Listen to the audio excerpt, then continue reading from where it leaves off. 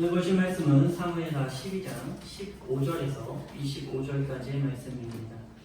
사무엘하 12장 15절에서 25절까지의 말씀, 제가 가지고 있는 성경 구약 480페이지에 있습니다. 사무엘하 12장 15절에서 25절까지의 말씀,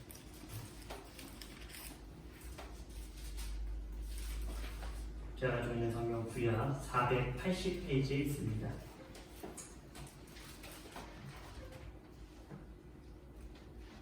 다 찾으실 줄 알고 우리 함께 교독하시고 25절은 함께 봉독하도록 하겠습니다. 우리아의 아내가 다윗에게 낳은 아이를 여호와께서 치시면 심히 앓는지라. 다윗이 그 아이를 위하여 하나님께 간구하되 다윗이 금식하고 안에 들어가서 밤새도록 땅에 엎드렸으니 그 집의 늙은 자들이 그 곁에 서서 다윗을 땅에서 일으키려 하되 왕이 듣지 아니하고 그들과 더불어 먹지도 아니하더라. 이래 만에 그 아이가 죽으니라. 그러나 다윗의 신하들이 아이가 죽은 것을 왕에게 아뢰기를 두려워하니 이는 그들이 말하기를 아이가 살았을 때에 우리가 그에게 말하였고 왕이 그 말을 듣지 아니하셨나니 어떻게 그 아이가 죽은 것을 그에게 아뢰 수 있으랴. 왕이 상심하리시리라 하니라. 다윗이 그의 신하들이 서로 수군거리는 것을 보고 그 아이가 죽은 줄을 다윗이 깨닫고 그의 신하들에게 묻되 아이가 죽었느냐 하니 대답하되 죽었나이다 하는지라. 다윗이 땅에서 일어나 몸을 씻고 기름을 바르고 굴곡을 갈아입고 여호와의 전에 들어가서 경배하고 왕궁으로 돌아와 명령하여 음식을 그 앞에 차리게 하고 먹은지라. 그의 신하들이 그에게 이르되 아이가 살았을 때에는 그를 위하여 금식하고 우시더니 죽은 후에는 일어나서 잡수시니 이 일이 어찌 됨입니까 하니 이르되 아이가 살았을 때 내가 금식하고 온 것은 혹시 여호와께서 나를 불쌍히 여기사 아이를 살려주실는지 누가 알까 생각함이거니와 지금은 죽었으니 내가 어찌 금식하랴. 내가 다시 돌아오게 할 수 있느냐. 나는 그에게로 가려니와 그는 내게로 돌아오지 아니하리라 하니라. 다윗이 그의 아내 바세바를 위로하고 그에게 들어가 그와 동침하였으니 그가 아들을 낳음에 그의 이름을 솔로몬이라 하니라. 여호와께서 그를 사랑하사 선지자 나단을 보내 그의 이름을 여기니아라 하시니 이는 여호와께서 사랑하셨기 때문이더라. 아멘. 네, 오늘은 결과 이후라는 제목으로 함께 말씀을 나누려고 합니다. 우리가 사는 이 세상은 많은 종교가 있어요. 그렇죠? 일본에만 약 2만 가지의 귀신이 있다고 합니다. 전 세계의 종교를 합하면 얼마나 많은 종교가 있겠습니까? 그리고 모든 종교에는 중요한 의식이 있어요. 종교들마다 아주 중요한 의식이 있습니다. 대표적인 의식이 뭘까요? 그죠? 뭐 예배 드리는 거 있죠. 중요한 것 중에 하나 또 기도하는 의식이 있다라는 거예요. 반드시 기도를 한다는 거죠. 일본 영화 같은 거 한번 보셨는지 잘 모르겠지만 일본 가정에 보면은 그 조그만 자기네 집에 신사가 있어요. 그래서 무릎 꿇고 거기다 분양하면서 매일 그 조상의 유골을 모셔두고 이제 이렇게 신으로 섬기는, 빌고 그런 기도를 항상 하죠. 기도의 사전적 의미를 찾아보니 이렇습니다. 인간보다 능력이 뛰어나다고 생각하는 어떠한 절대적 존재에게 빌 또는 그런 의식, 영어로는 기도, 즉 플레이는 빌다, 바라다 라는 뜻을 가지고 있습니다. 그렇습니다. 일반적으로 기도라고 하면 자신이 간절히 바라는 것을 간구하는 것이라고 할 수 있습니다. 그렇죠? 뭐 플레이 이렇게 하면 뭐 간절히 뭔가를 바라고 우리가 기도하고 원하는 것, 그런 것들이 일반적인 생각이라고 할 수 있죠. 그렇습니다. 세상 사람들은 살아가면서 도저히 자신의 힘으로는 감당할 수 없는 것들을 기도의 제목으로 삼고 절대자에게 그것을 도와달라고 기도합니다. 물론 기독교인들도 그렇죠. 우리는 우리가 할 수 없는 일들을 하나님께 도와달라고 기도합니다. 그런데 단지 차이가 있다면 세상은 헛된 존재에게 기도를 하는 것이고 우리는 유일하시고 완전하시며 영원하신 하나님께 기도를 드린다는 것입니다. 이것은 굉장한 차이가 있는 거예요. 물론 사탄들도 이 세상에서만큼은 어느 정도는 힘을 발휘하고 살아갑니다. 사람들로 하여금 자신들의 존재를 신으로 믿게 할 정도까지는 그들도 힘을 발휘할 수 있습니다. 아, 이들이 신이구나 라고 포장할 수 있는 능력은 얼마든지 가지고 있다는 거예요. 그러니까 뭐 이렇게 그 사단들에게 강구하면 인간적인 것들은 채워주기도 해요. 예수님에게 광야에서의 세 가지 시험을 할 때 그들이 거짓말한 게 아니에요. 이 세상의 권세는 얼마든지 줄 수 있습니다. 그들 역시. 그런데 영원한 생명은 그들에게 없는 것입니다. 이것이 가장 중요한 거예요. 하나님에게는 생명이고요. 그들에게는 결국엔 생명이 없는 것입니다. 우리 부모님들은 감사함으로 영원한 생명을 주시는 하나님 한 분에게만 간구하시길 바랍니다. 아멘. 그런데 정말 중요한 것은 다른 종교의 차이는 이것 하나만 있는 게 아니라는 거예요.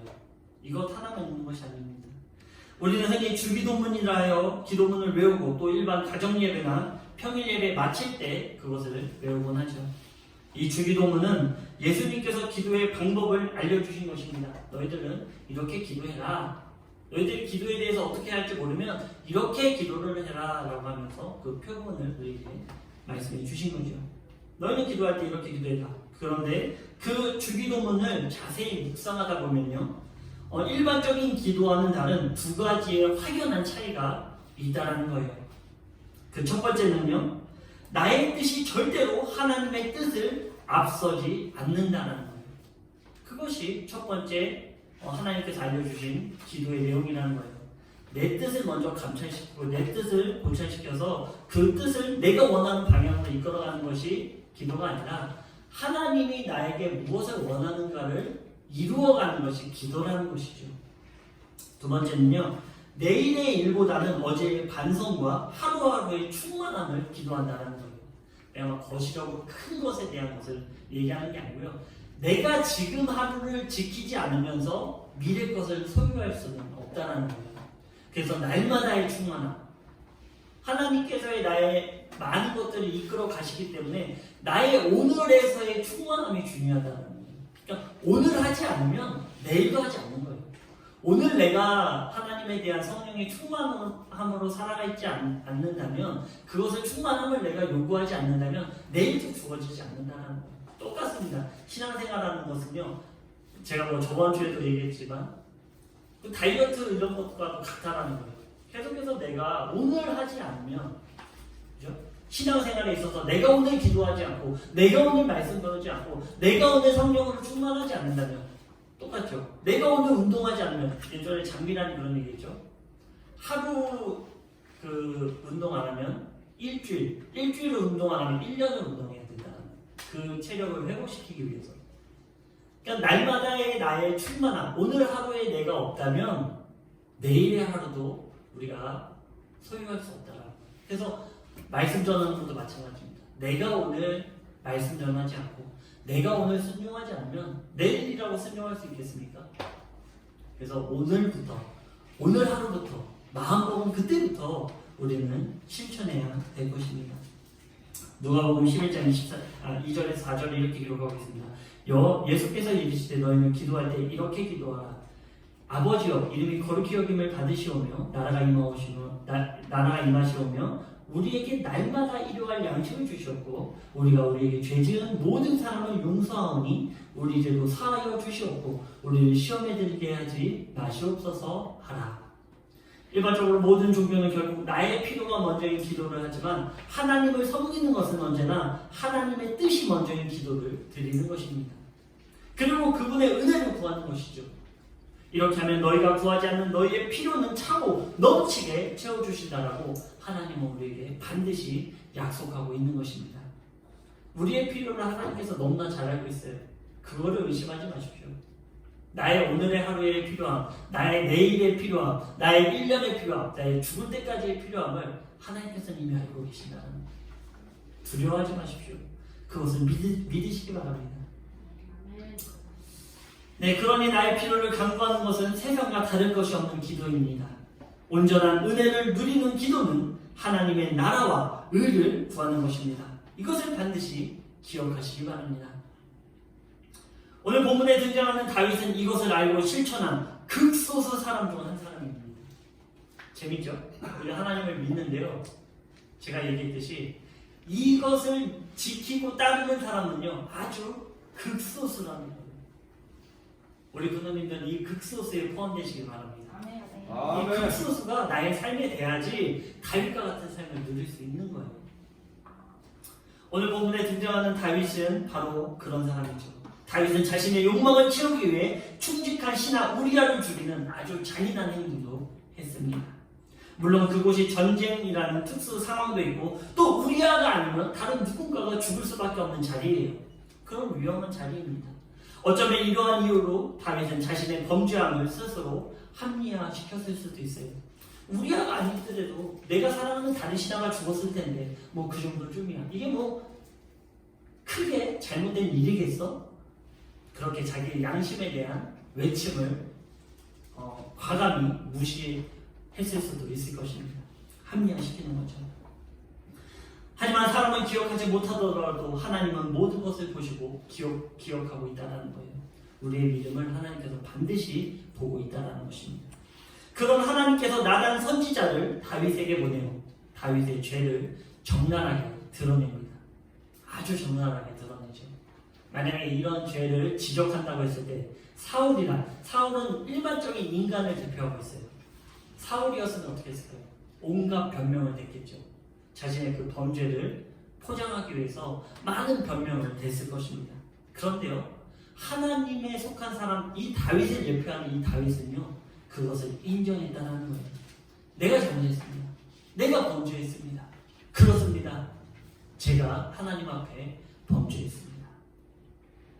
하나님께서는 다윗을 사랑할 수밖에 없는 대목이 바로 이런 대목이에요. 육에 속하지 않고 영에 속해 있던 이 다윗의 마음, 자신의 위치가 흔들리든지 말든지 내가 하나님 앞에 범죄하고 하나님 앞에 내가 잘못했다면 그것을 당당하게 시인하는 이것이 바로 영에 속한 사람이라는 것입니다. 우리 인간의 본성은 언제나 인정하지 않고 그것을 덮으려고만 급급합니다. 하지만 다윗은 그렇게 하지 않고 자신의 죄를 당당히 고백한 것입니다. 죄의 종노릇하며 죄는 죄로 덮지 않고 하나님의 은혜로 과감히 그 죄를 끊어버렸다는 사실입니다. 하지만 하나님께서는 그 죄로 말미암아 다윗과 밧세바 사이에 난 아들이 죽을 것이라 이렇게 말씀하시죠. 그리고 그때부터 그 아이는 심히 앓기 시작합니다. 굉장히 아프기 시작한 거예요. 다른 얘기지만요, 요즘 세대는 더 이상 타락할래야 타락할 수 없는 그 길을 걷고 있죠. 아이들의 학대 소식을 들을 때마다 일반적인 반응은 자기 자신을 어떻게 저렇게 할 수 있을까입니다. 저도 아이 낳기 전에는 그냥 안타깝다 정도였을 것입니다. 그런데 지금은요, 울분이 차오르고 그 아이의 그동안의 고통을 생각하면 가슴이 답답하고 어른으로서 굉장히 미안해지기까지 합니다. 자녀라는 존재가 그런 존재입니다.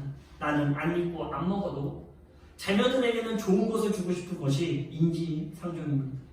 우리 주변의 아이들에게도 관심을 가져주시기 바랍니다.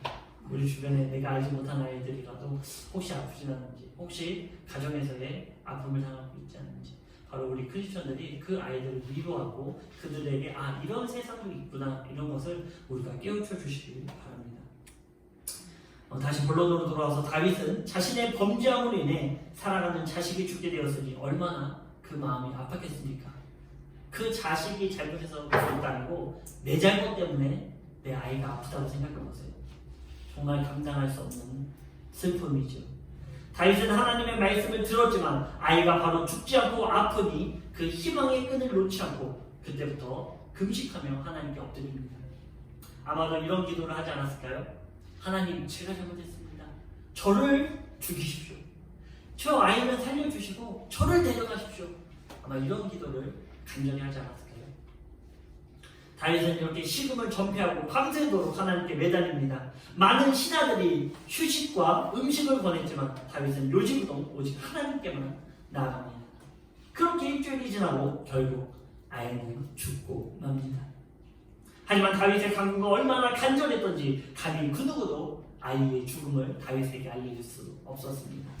18절을 보면요, 왕이 이 소식을 들으면 분명히 큰 상심을 할 것이다 라고 신하들이 이야기하죠. 다윗은 기도하다 신하들이 수군거리는 것을 알고 아이가 죽은 것을 직감합니다. 그리고 묻죠. 아이가 죽었느냐? 신하들이 얘기합니다. 네, 죽었습니다.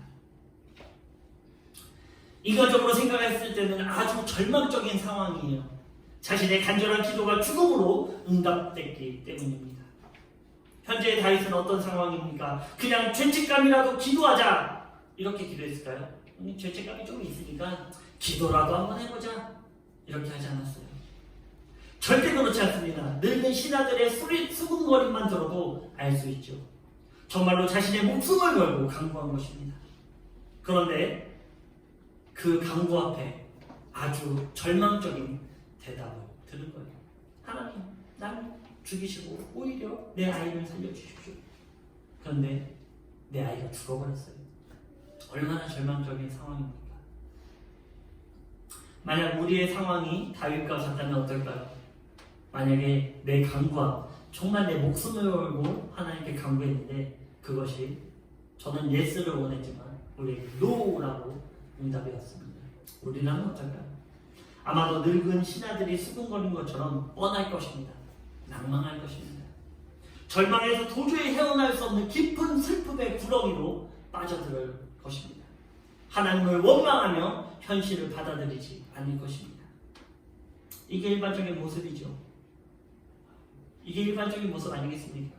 내가 간절히 기도하고 하나님께 그것에 대해서 내 목숨까지도 하나님께 내어드렸는데 하나님은 그것에 대해서 노하실 거예요. 그렇다면 우리는 머리로는 이해가 되지만 마음으로는 이해가 안 되죠. 우리는 하나님을 깊숙이 신뢰한다고 하지만 결국 타 종교들과 마찬가지로 자신의 필요에 응답이 아니면 하나님을 원망하는 것입니다. 원망을 넘어 존재 자체를 부정하기까지도 합니다. 그러나 극소수의 다윗은 달랐다는 거예요. 바로 이 극소수에 들어가야 됩니다. 다윗은 아이가 죽었다는 말을 듣고 즉시로 일어나 몸을 씻고 기름을 바르고 의복을 갈아입고 하나님의 전에 들어가 경배하고 왕궁으로 돌아와 음식을 차리게 하고 또 그 음식을 맛있게 먹었습니다.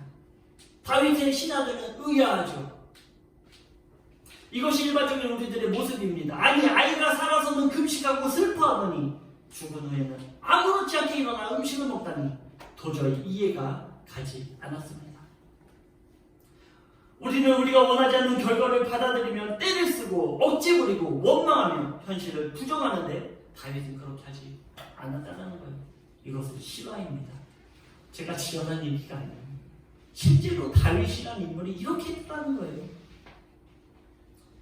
신하들을 향한 다윗의 고백은 이렇죠. 22절, 23절의 고백입니다.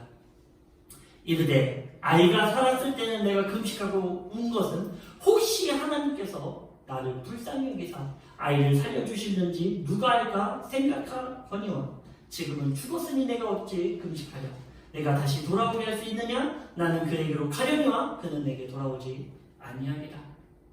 이 고백이 무엇을 뜻합니까? 하나님은 나의 기도를 언제나 들으신다. 하지만 그 기도의 결정권은 하나님이 갖고 계신다는 것입니다. 우리는 그냥 기도도 안 할 수 있어요. 하나님께서 뭐라고 합니까? 나단을 통해서 아이가 죽을 것이다. 그럼 우리는 죽군요. 끝. 다윗은 그렇게 하지 않았다는 거예요. 왜 그렇지 않았을까요? 왜 그렇게 하지 않았을까요? 왜냐하면 하나님은 우리의 기도를 어떤 상황에서라도 결과가 주어졌을 때라도 그 기도를 들어주신다는 거예요. 하나님께 기도하는 것은요, 무언가가 나에게 주어졌게, 그러니까 결정된 것을 바라서 하는 것이 아니라 하나님께 그 뜻을 구하고 나의 모든 것을 하나님께 내어드리는, 나의 이야기를 들어주시는 하나님께 기도를 한다는 거예요. 그래서 우리가 기도하는 것이 중요합니다.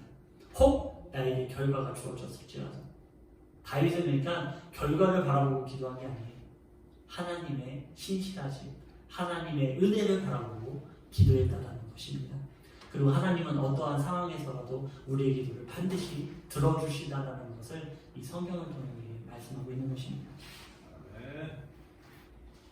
하지만 그 응답이 내가 원하든 원하지 않던 하나님을 신실하게 믿는다면 모든 응답은 선할 수밖에 없습니다. 다윗은 이것을 굳게 믿었다는 거예요. 하나님께서 결정하신 것은 언제나 선하십니다. 제가 무엇을 얘기할 수 있겠습니까? 하나님의 결정, 하나님의 결과는 언제나 나에게 의롭습니다. 언제나 나를 위한 결과입니다라는 것을 다윗은 선포했다는 거예요. 이것이 바로 믿음입니다. 우리는 이론적으로는 너무나 잘 알고 있습니다. 몰랐다면 오늘 말씀을 나누면 결과에 순종하고 오히려 감사하는 것이 믿음이구나 라는 것을 깨닫게 되었죠.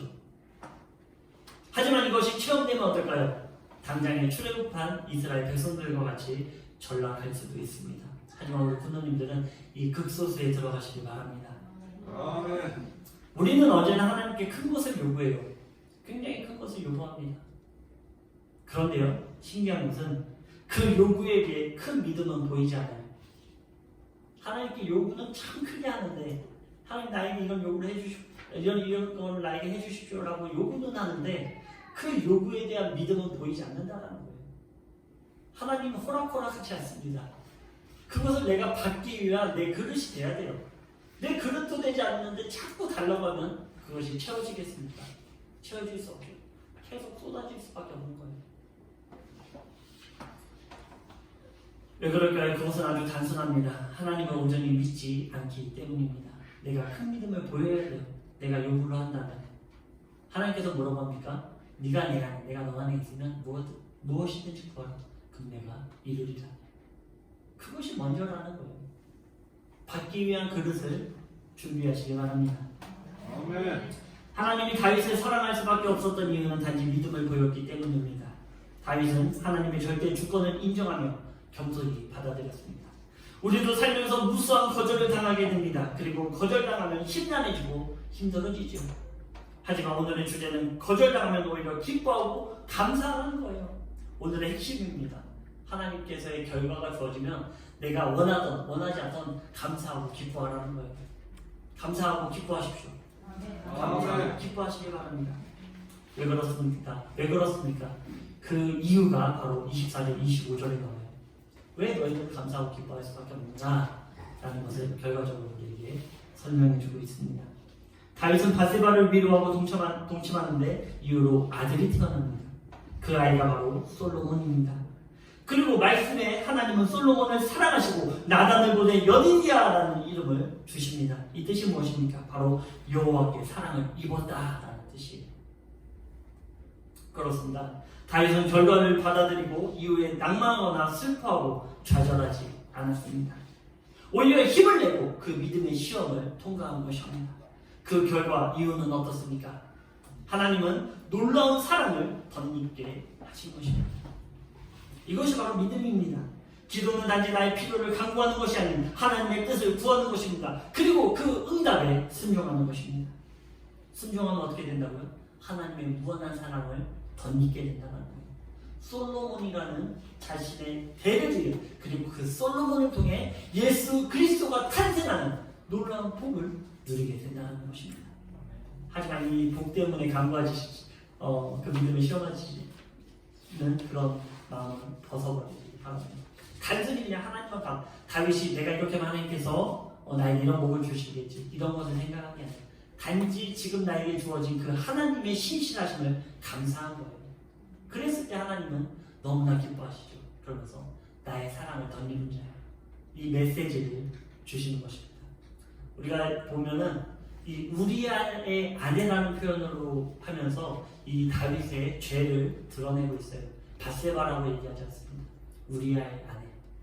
그 우리아라는 인물을 우리에게 보여주고 있는 거죠. 그 죄사함이 있은 이후에는 어떻게 됩니까? 다시 바세바로 돌아오게 된다는 거예요. 우리의 현재 상황은 극적인 변화가 없을 수도 있습니다. 더 솔직히 말하면요, 거의 없어요. 뭐 극적인 변화를 원하십니까? 근데요, 극적인 변화는 혹시 이렇게 극소수만큼 없어요. 당장 우리에게 그 극적인 변화가 일어나지 않습니다. 우리가 알고 반드시 기억해야 할 것은 그 환경이 변하는 게 아니에요. 환경은 변하지 않아요. 그러면 무엇이 변합니까? 그 환경을 바라보는 나의 태도와 나의 상태가 변화되게 된다는 거예요. 다윗은 자신의 금식의 결과 아이의 죽음을 보았지만 현상을 바라보지 않았습니다. 그리고 주신 응답에 순종하며 감사했습니다. 바로 그때 하나님의 역사는 시작된 것입니다. 우리는 결과만을 바라보고 당장 앞에 있는 일만 생각합니다. 그게 인간이에요. 하지만 하나님은 그렇지 않습니다. 모든 인류의 역사를 주관하시며 그 안에서의 우리의 인생을 주관하시며 모든 결과 가운데 협력하십니다. 당장 내가 원하는 결과를 얻지 못했다고 낭망하거나 실망하지 마십시오. 그리고 어떤 응답이 주어지더라도 그것에 순종하며 신실한 하나님의 은혜를 구하시기 바랍니다. 하나님은 반드시 이러한 믿음을 보시고 우리가 상상하지 못한 놀라운 복을 준비하고 계실 것입니다. 아멘. 저와 우리 부모님들은 다윗과 같은 믿음으로 모든 결과에 순종하고 감사하시길 주님의 이름으로 축원드립니다. 아멘. 기도하겠습니다. 사랑의 하나님 아버지 감사합니다. 우리는 날마다 하나님께 간구합니다. 그 이유는 주님께서 우리의 작은 목소리도 청정해 주시기 때문입니다. 하나님 우리의 삶 가운데 간구하니 주님께서 응답하여 주시고 그 간구하는 것이 하나님의 뜻에 어긋나지 않도록 주님께서 인도하여 주시옵소서. 또한 간구했다면 그 믿음을 하나님께 보이는 우리의 신앙이 되길 원하오니 말로만 주께 나가는 것이 아니라 우리의 마음과 우리의 행위가 하나님 앞에 온전히 보여질 수 있도록 인도하여 주시옵소서.